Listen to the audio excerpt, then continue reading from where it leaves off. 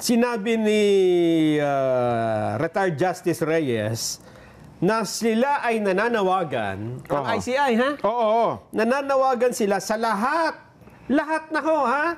Ng posibleng whistleblower Yan na lumapit sa komisyon para tumulong sa pangangalap ng ebidensya.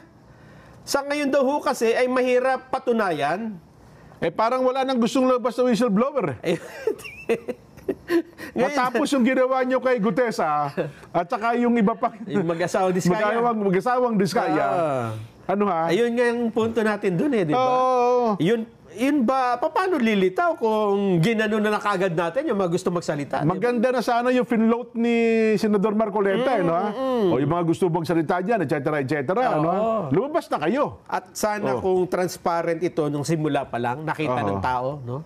Magkakaroon sila na, di ba yung sinasabi natin? Halimbawa, nag-i-hearing kayo, may nanonood.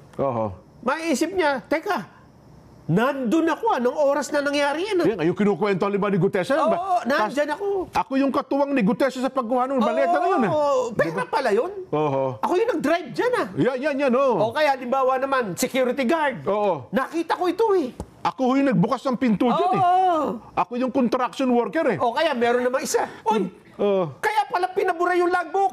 Pinapalitan. Yun. Hindi ba? Magkakaroon ng idea. Yes. Kaya lang, dahil walang ganun, nawalan tayo ng chance. Ang problema, yung mga magsasalita tungkol sa magsasabihin ng talagang, hanapan mo ng gigisahin pala, mula dun sa notaryo, hanggang dun sa brand ng maletang dala-dala,